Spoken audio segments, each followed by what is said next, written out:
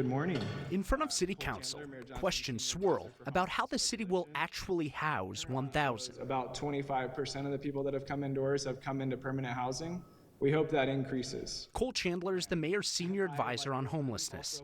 After spending about $50 million to move more than 1,200 people off the streets and into shelters this past year, the focus this year is on finding permanent housing. Letting people stay in a hotel or tiny home shelters indefinitely is not the goal. In a market where there's not enough housing and housing is too expensive, it's through good system coordination that we really beg, steal, and borrow everything we can to find available units and work in a scrappy way to help get people into those. So far, around 300 people have found permanent housing after first moving into shelters through the House 1000 program.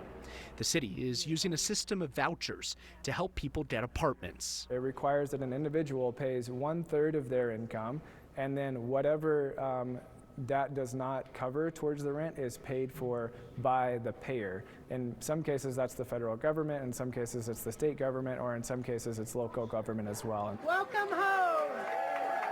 Today, Denver opened 80 affordable housing units in a new building on Colfax.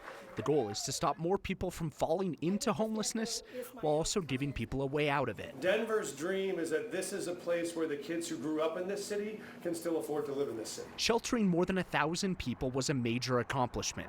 Housing them will be the next challenge. We don't have enough units, and those units are too costly, and so we have to address the supply problem. One of the major focuses of 2024 and onwards is to bring forward 3,000 permanently affordable housing units per year.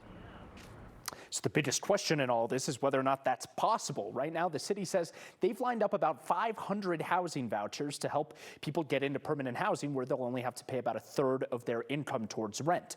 Of course, leaving people in shelters or tiny home style indefinitely is expensive and completely unsustainable to continue for forever. Certainly. And this is happening, of course, at a time when you've got another crush of people, migrants, also looking for the most affordable housing options in town. Yeah, we have kind of two colliding crises that are both requiring the same resources. You have thousands of migrants coming in who also need either shelter or apartments, and you just have a city that is completely unaffordable now with two groups of people that both have a magnifying glass on them to try and get help if they can.